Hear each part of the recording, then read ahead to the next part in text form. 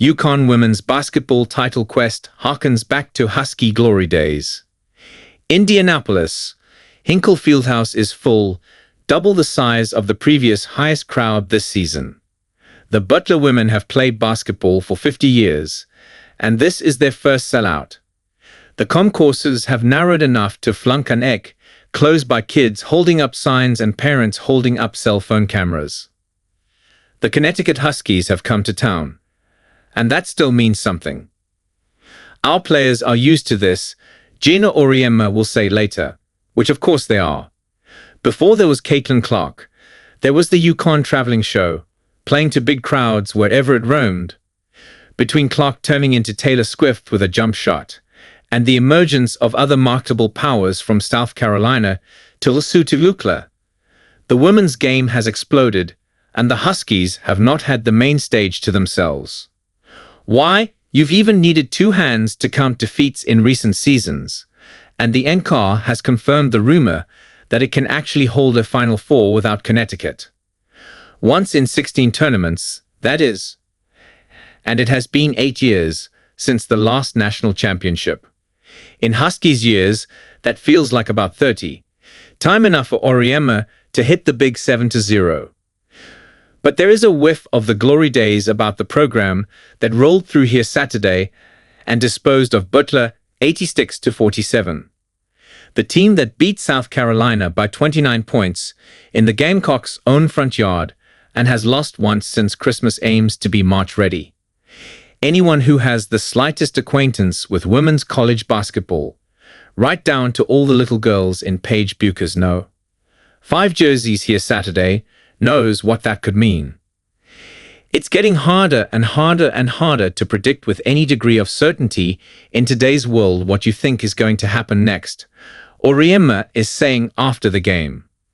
Do we have the ability like we've exhibited at times this year to have a really, really good run in March? I believe so. Did we have that look all the time this season? No. But the great thing about the NCAA tournament is you don't have to have it during the regular season. You just need to have it for 3 weeks. I would say right now we're not exactly where I want us to be, but I'm pretty excited about March. Connecticut has always been recognizable by its remarkable numbers. Still is. The average winning margin this season of 29.4 for that 26-3 record. The 51% team shooting. The 21.6 assists a game. The Huskies had 37 field goals against Butler and 28 assists. Bueckers and her 18.7 average, back to being healthy. Freshman Sarah Strong shooting 57.4% and getting 8 rebounds a game, the newest star in the galaxy. Azifat back too. Then there's the historical tonnage of the past. The 23 Final Fours and 11 national championships. The 601 consecutive weeks being ranked. No. 5 at the moment. Back to 1993. The next active longest streak is South Carolina at 240. If the Huskies closed down the program today, the Gamecocks would have to stay in the rankings for the next 15+ years to catch up. There's Auriemma with his 40 years on the job and his 1,239 wins, more than any college coach ever, pick your gender. And this little nugget.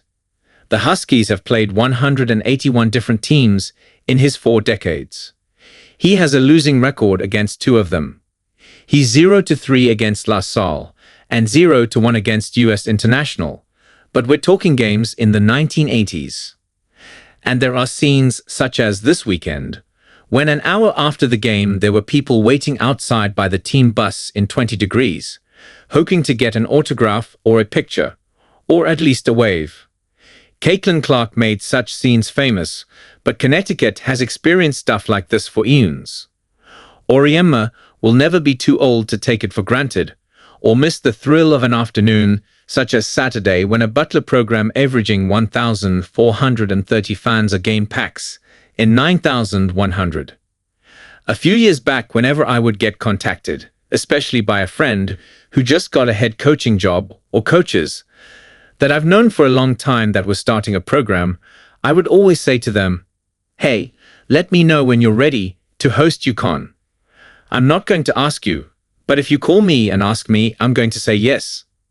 I still get a kick out of it. I still do to this day, going in there and having the place sold out. That hasn't changed one bit. I love it for a lot of reasons.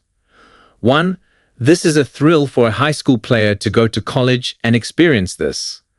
And the way I've looked at it all these years is, a lot of these people may have never been to a college basketball game in person. Certainly not to a Butler basketball game in person. Does that mean 9,000 are going to show up for the next game? No. But if an extra 300 or 400 people that were here today decided they want to come back because they had a great time, that to me is how you grow the game.